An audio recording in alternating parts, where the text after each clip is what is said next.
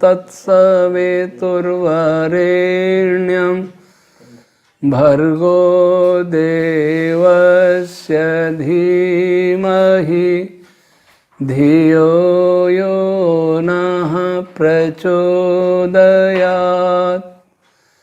ॐ सहनाववतु सहनौ भुनक्तु सह वीर्यं करवावहै तेजस्विनावधीतमस्तु मा विद्विषावहै।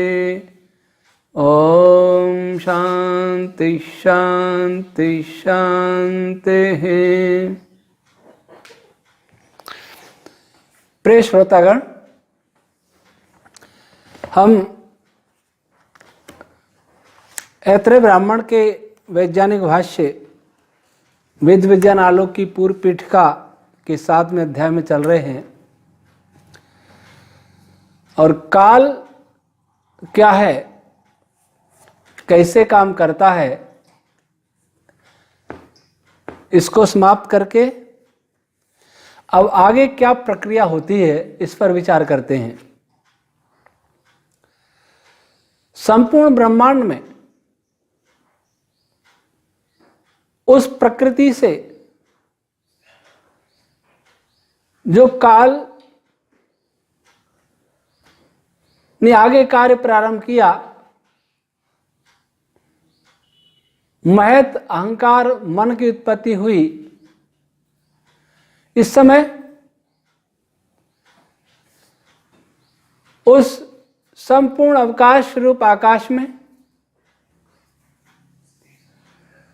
मनस्तत्व भरा हुआ है। वह ईश्वर के लिए नहीं बल्कि परंतु मानव के लिए वह मनस्तत्व भी एक रस जैसा प्रतीत होगा। परा ओम की रश्मियों के बाद पश्यंती ओम की रश्मियां उत्पन्न हो चुकी और उनकी उत्पत्ति से मन सक्रिय हो उठा है और उसमें अलग अलग प्रकार के अग्रिम स्पंदन उत्पन्न होने लगे। उसकी चर्चा यहां करते हैं कि जब पश्यंती ओम रश्मि की तीव्रता बढ़ती है तो अन्य स्पंदन भी उत्पन्न होते हैं। इस विषय में ग्रंथकार महर्षि ऐत्रेय महिदास जी ने लिखा, प्रजापति कामयत प्रजायेय भूयानश्यामिति स तपोप्यत स तपस्त्वेवं द्वादशाम अहम पश्यदात्मनः एवांगेषु च प्राणेषु च तदात्मान एवांगेभ्यः प्राणेभ्यश्च द्वादशधा निरमिमीत। ये ऐत्रेय ब्राह्मण के 19वें अध्याय में आया है, ये चर्चा आई है। 4:23 चौथी पंजिका 23वां खंड। तो इस कंडिका के विषय में विस्तार से चर्चा हम उसी समय करेंगे जब हम 19वां अध्याय प्रारंभ करेंगे। अभी तो इस अध्याय के बाद, ये अध्याय बहुत बड़ा है, इसके बाद 3 अध्याय और हैं पूर्व पीठिका के प्रीफेस के। उसके पश्चात ऐत्रेय ब्राह्मण का व्याख्यान प्रारंभ होगा। लेकिन यह इस कंडिका से इतना बताना चाह रहे हैं ऋषि कि प्रजापति परमात्मा ने कामना की कि मैं प्रजा की सृष्टि करूं, अर्थात उस मनस्तत्व से इस सृष्टि को उत्पन्न करूं। और सृष्टि को उत्पन्न करने के लिए उस मनस्तत्व में विकार उत्पन्न करना प्रारंभ किया, स्पंदन उत्पन्न करना प्रारंभ किया। वह स्पंदन कौन से? जो ओम रश्मि के पश्यंती ओम रश्मि के स्पंदन थे, वाइब्रेशंस थे, वे उनकी तीव्रता बढ़ने लगी, इंटेंसिटी बढ़ने लगी और बढ़ने से 12 प्रकार के पदार्थ उत्पन्न हुए, जिसमें से एक स्वयं ओम ही है, उसको गिनकर उस सहित 12 हैं। और जो स्पंदन हुए प्राण, अपान, व्यान, उदान, समान, नाग, कूर्म, कृकल, देवदत्त, धनंजय और सूत्रात्मा वायु। ये स्पंदन काल की प्रेरणा से हुए। अब ये स्पंदन कैसे उत्पन्न हुए? जैसे शांत जल भरा हो किसी तालाब में या किसी बड़े पात्र में, धीरे से उस पात्र को, धीरे से उसमें कंपन पैदा किया जाए पात्र में, तो संपूर्ण पात्र के जल में सूक्ष्म स्पंदन, कंपन होने लग जाएगा। महर्षि व्यास जी ने ब्रह्मसूत्र 1339 में प्राण शब्द के लिए लिखा है प्राण कंपनात्, कंपन करने से प्राण कहलाता है। ये निर्वचन किया प्राण का। तो प्राण रश्मि क्या है? प्राण रश्मि मूलतः मनस तत्व में उत्पन्न होने वाले सूक्ष्म कंपन है। और फिर भगवान व्यास आगे क्या लिखते हैं ब्रह्मसूत्र 247 में? अणवश्य। वे प्राण कैसे होते हैं? अणु होते हैं, सूक्ष्म होते हैं। तो इस प्रकार ईश्वर की प्रेरणा से वह काल अथवा ओम रश्मि, परारश्मि के द्वारा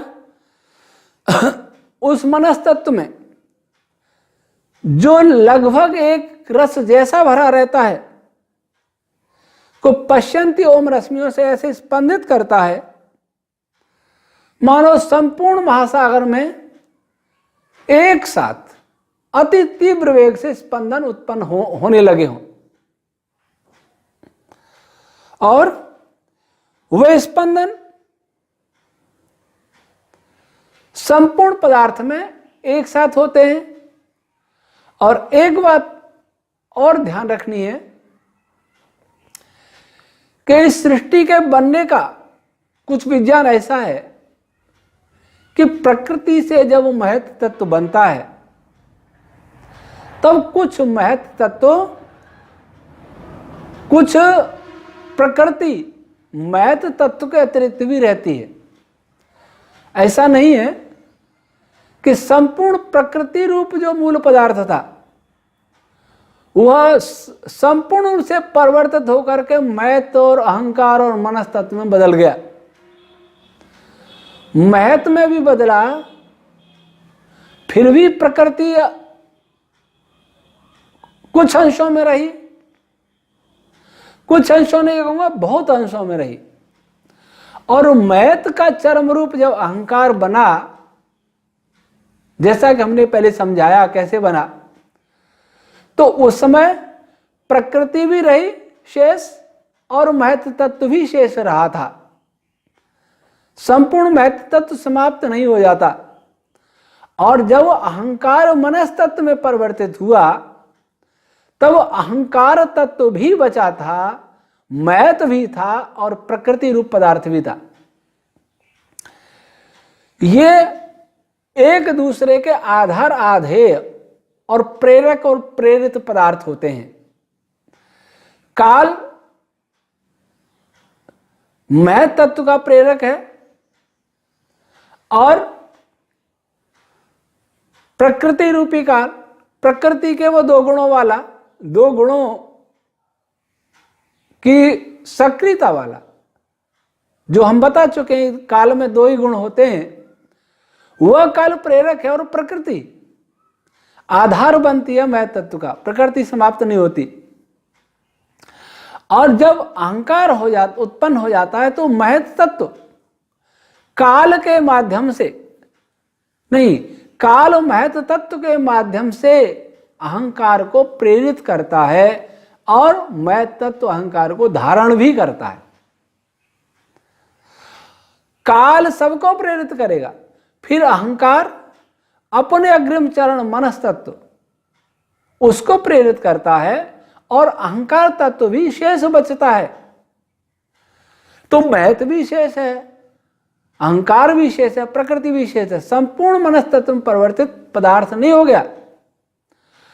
और मनस तत्व अहंकार रूपी आधार पर आधारित है, अहंकार महत तत्व पर आधारित है, महत तत्व प्रकृति पर आधारित है और प्रकृति ईश्वर पर आधारित है। यह संबंध है।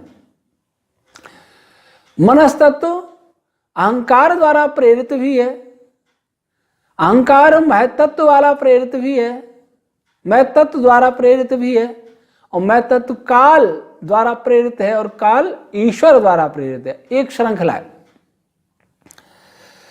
तो इस प्रकार से इस श्रृंखला के द्वारा उस मनस तत्व में अब तक जो अंतिम तत्व बना है, मनस तत्व अंतिम पदार्थ बना है, उसमें जो विभिन्न प्रकार के स्पंदन, मोटी भाषा में कहें तो लहरें और वैदिक भाषा में रश्मियां और लहरों में अंतर हो सकता है। रश्मि किसे कहते हैं? रश्मि भगवान यास्क ने निरुक्त में कहा रश्मिर यमनात, रश्मि वह है जो नियंत्रण करती है। तो जो भी रश्मियां उत्पन्न होती हैं वे किसी का नियंत्रण करती हैं और किसी के द्वारा नियंत्रित होती हैं। रश्मि रस्सी को भी कहते हैं, रस्सी भी नियंत्रित करती है, घोड़े को नियंत्रित करती है और जानवरों को नियंत्रित करती है। वैसे ही ये रश्मियां अग्रिम पदार्थों को नियंत्रित करती हैं और अपने कारण पदार्थ द्वारा नियंत्रित होती भी हैं। तो वे रश्मियां जो उत्पन्न होंगी महत तत्व में या होने वाली हैं, वे 4 प्रकार की होती हैं क्रमशः। पहली है मूल छंद रश्मियां, दूसरी प्राथमिक प्राण रश्मियां, तीसरी मास और ऋतु रश्मियां, चौथी अन्य छंद व मरुद रश्मियां। अब ये सभी रश्मियां किससे निर्मित होती हैं? अक्षरों से निर्मित होती हैं, क्योंकि कोई शब्द अक्षर से बनता है। तो पहले ये विचारें अक्षर क्या है। निघंटु में अक्षरम वांग नाम महर्षि यास्क कहते हैं कि वाक तत्व को ही अक्षर कहा जाता है। वाक तत्व अक्षर रूप है अथवा अक्षर रश्मि वाक रूप है। अब इससे 2 बातें हैं। जितने भी अक्षर हैं वैदिक भाषा में, संस्कृत में, वे सभी वाक रूप हैं और अक्षर दूसरा, जितने भी वाक है, जितने भी छंद हैं, जितनी भी ऋचाएं हैं, वे सभी अक्षर रूप भी हैं। ये इनके लिखने का तात्पर्य है। लेकिन अक्षर रूप का 2 अर्थ, एक तो वे अक्षरों से मिलके बनी हैं, सभी वाक रश्मियां, जितने भी मंत्र हैं वेदों के, और यहां तक कि प्राण अपान व्यान आदि ये भी अक्षरों से मिलके बने हैं। और दूसरा, ओम रूपी वाक अक्षर होती है। इसकी चर्चा आगे करेंगे। निरुक्त में भगवान यास्क ने 13 बारे में कहा अक्षरम न क्षरति न क्षीयते वा वाक्क्षयो भवति वाचो अक्ष इति वा। अक्षरम न क्षरति, अक्षर किसको कहते हैं? जो कभी क्षीण नहीं होता। जो ये अक्षर हैं वैद भाषा के, संस्कृत भाषा के, वे अक्षर कभी क्षीण नहीं होते, कभी नष्ट नहीं होते।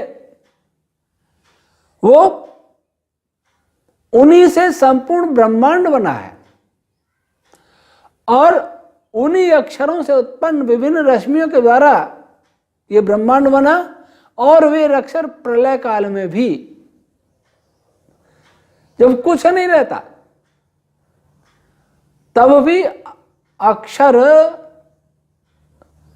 अव्यक्त रूप में उस मूल पदार्थ में विद्यमान होते हैं।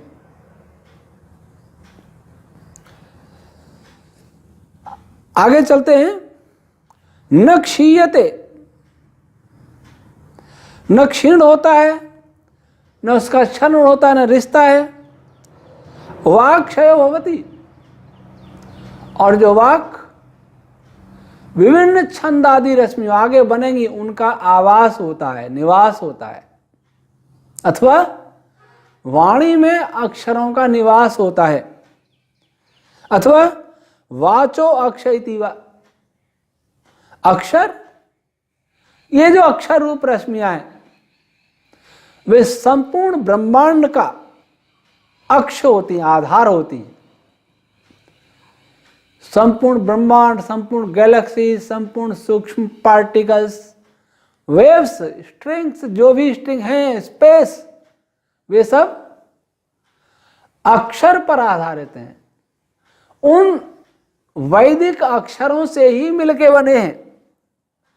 और संपूर्ण पदार्थ में जिसमें जो ब्रह्मांड का एक भाग है, अथवा जिनमें ब्रह्मांड धारण किया हुआ है, अथवा जो ब्रह्मांड के कारण पदार्थ हैं, उन सब में अक्षर सर्वत्र विद्यमान होते हैं, सबका आधार होते हैं। संपूर्ण ब्रह्मांड का आधार अक्षर ही है। महर्षि याज्ञवल्क्य महाराज ने लिखा शतपथ में 6.136 में, तद यद अक्षर तस्मात् अक्षरम, तस्मात् अक्षरम।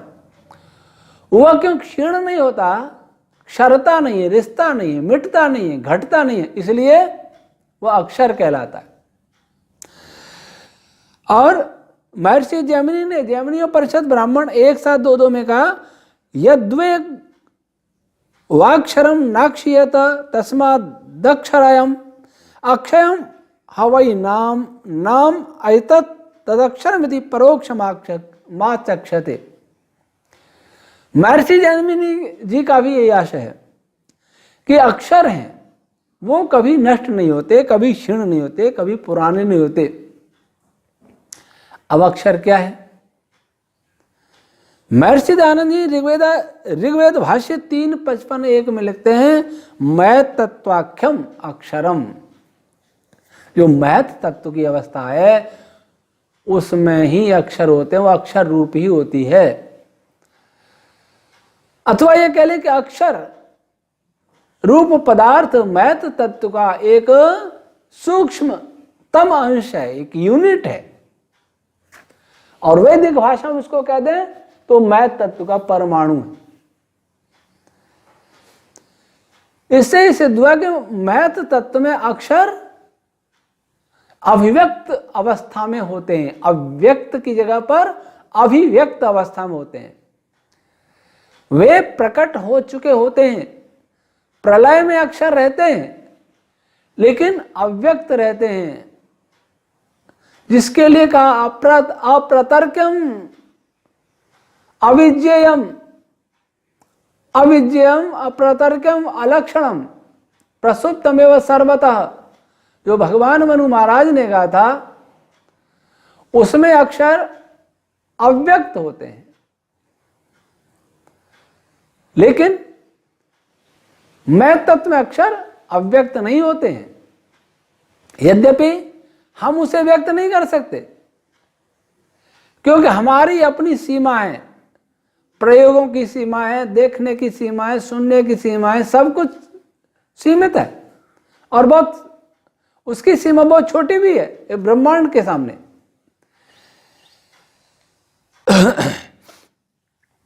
तो काल जब सक्रिय हो जाता है, जिसमें इस ग्रंथ में जहां जहां भी काल की उत्पत्ति शब्द प्रयोग किया है, उत्पत्ति हुई, वहां यही समझना चाहिए कि काल सक्रिय होकर सृष्टि को बनाना प्रारंभ कर दिया, यही उसकी उत्पत्ति है। मैं पैदा हो गया, इसका तात्पर्य है कि मेरा शरीर पैदा हुआ, मैं नहीं पैदा हुआ, मैं तो अविनाशी अजन्मा हूं। काल अविनाशी अजन्मा है, उसका वह रूप जो प्रकृति को विकृत करके सृष्टि बनाता है, वह रूप उसमें उत्पन्न होता है, प्रकट होता है, यही काल की उत्पत्ति कह सकते हैं। अन्यथा प्रलय काल में भी काल सृष्टि के समय की गणना करता है, उसी काल के द्वारा गणना की जाती है, उसी काल के द्वारा मोक्ष के जीवों के समय की गणना की जाती है, और वो गणना ईश्वर करता है। ईश्वर में ही समाया हुआ होता है समय काल। तो जब ये काल सक्रिय होता है, तब महत्त्व के अंदर अक्षर रश्मियों का बीज प्रकट होता है, और उसके बाद पश्यन्ति ओम रश्मि जब मनस तत्व उत्पन्न होती है, तब सभी अक्षर अभिव्यक्त हो उठते हैं।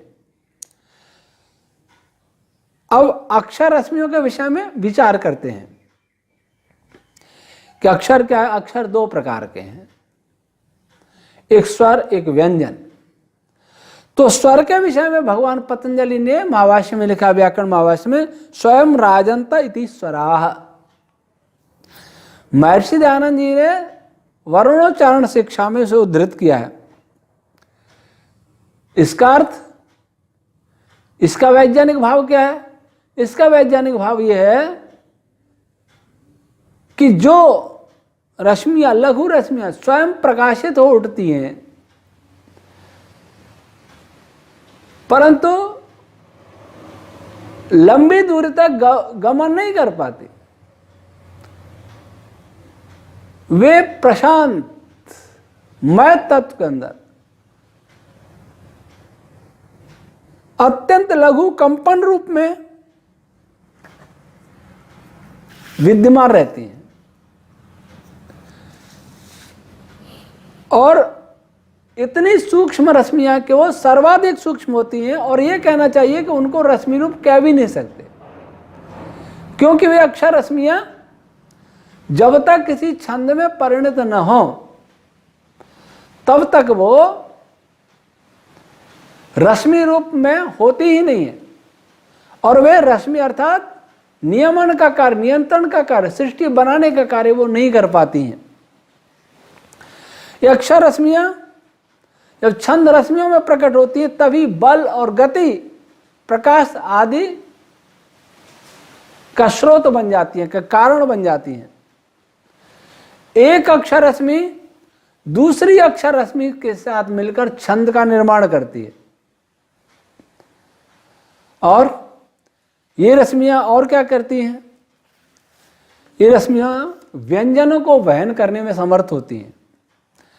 इन्हें व्यंजनों की आवश्यकता नहीं, लेकिन व्यंजनों को इनकी आवश्यकता होती है।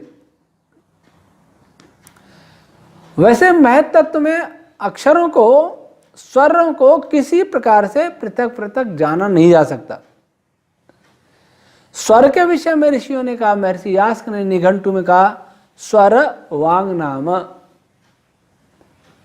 स्वर वाणी का रूप होते हैं। प्रजापति स्वर, स्वर स्वर प्रजापति रूप होते हैं, क्योंकि संपूर्ण प्रजा, ब्रह्मांड के जितने भी उत्पन्न पदार्थ हैं, उन सबको उत्पन्न करने में स्वरों का सर्वाधिक योगदान रहता है। इसलिए प्रजापति का, और इनके कारण उन पदार्थों का रक्षण भी होता है। प्रजापति प्रजा अर्थात उत्पन्न पदार्थों का पालन करने वाला, रक्षण करने वाला, उत्पन्न करने वाला। अनंतो वै स्वरः, तांडव ब्राह्मण में 17:12-3 में स्वर कितने हैं? स्वर अनंत है। इसको कोई नहीं जानता स्वर कितने हैं। अर्थात स्वर वाक तत्व का अति सूक्ष्म अंश रूप है जो परिमाण में अनंत होता है, और यही सभी रश्मियों का रक्षक और जनक होता है। और रश्मि रूप व्यवहार सर्वप्रथम कहाँ प्रकट होता है? ओम में। ओम सबसे पहली रश्मि है जो रश्मि रूप व्यवहार करती है और सबसे व्यापक भी है। स्वर रश्मियां ह्रस्व, दीर्घ, प्लुत 3 प्रकार की होती हैं, जिसमें उत्तरोत्तर इनका आकार दीर्घ होता जाता है।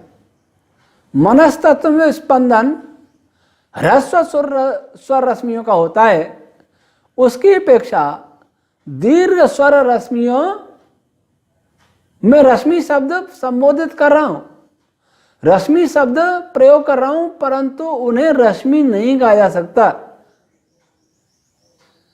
जब तक कि वे छंद रूप, भले ही वो एक अक्षर का छंद हो, किसी स्वर किसी व्यंजन से न मिले, तब तक उनको रश्मि रूप नहीं कहा जा सकता। लेकिन केवल समझाने की दृष्टि से, अभिव्यक्ति की दृष्टि से मैं यहां रश्मि, अक्षर रश्मि शब्द का प्रयोग कर रहा हूं। तो ह्रस्व, दीर्घ, प्लुत। ह्रस्व सूक्ष्म स्पंदन होता है और दीर्घ उससे बड़ा और प्लुत उससे भी बड़ा स्पंदन होता है। फिर उन तीनों स्पंदनों के, तीनों कंपनों के, तीनों वाइब्रेशंस के 3 रूप होते हैं: उदात्त, अनुदात्त, स्वरित। उदात्त स्वर रश्मि तीव्र होती है, उसका स्वरूप कुछ तीव्र होता है। अनुदात्त का कुछ मंद होता है और स्वरित का मध्यम होता है। इस प्रकार एक अक्षर रश्मि 9 प्रकार की हो गई। अब इन अक्षर रश्मियों के 2 रूप और होते हैं, सानुनासिक और निरनुनासिक। जैसे हम बोलते हैं, नासिका के संयोग से बोलते हैं न, म, य, ण। ये जो सानुनासिक वर्ण है, अक्षर हैं, तो हर अक्षर सानुनासिक हो सकता है। तो सानुनासिक अक्षर रश्मियां बंधी हुई अपेक्षाकृत दुर्बल शक्ति वाली होती हैं और निरनुनासिक अधिक शक्तिशाली होती हैं। तो कुल मिलाकर एक अक्षर रश्मि 18 प्रकार के भेद वाली होती है। इस सृष्टि में एक अक्षर 18 प्रकार का प्रभाव डालता है। पहले तो ह्रस्व, दीर्घ, प्लुत, फिर उनका तीन विभाग हुए, उदात्त, अनुदात्त, स्वरित। फिर उनके दो विभाग हुए, सानुनासिक और निरनुनासिक। तो ये स्वर एक तो स्वयं प्रकट हो सकते हैं, उन्हें व्यंजनों की आवश्यकता नहीं होती। एक स्थान पर ही सूक्ष्म स्पंदन होता है, ये बहुत दूरी तक ये गतिमान नहीं होते, सबसे सूक्ष्म होता है। और इसके बाद और एक अक्षर 18 प्रकार से उत्पन्न हो सकता है। आज का विषय यहां समाप्त हुआ। अब कल व्यंजनों के विषय में बताएंगे कि व्यंजन रश्मियां क्या होती हैं। ओम शम।